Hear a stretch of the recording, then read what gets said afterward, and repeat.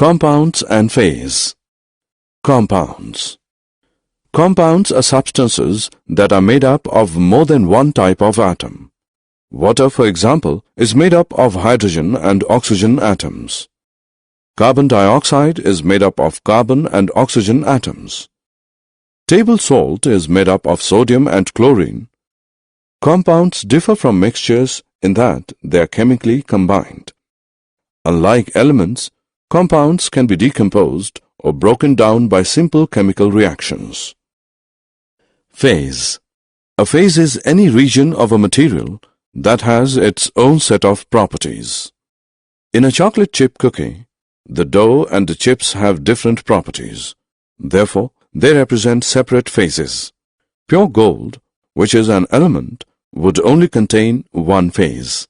Italian dressing would clearly represent several phases, while a solution of salt water may only contain one phase.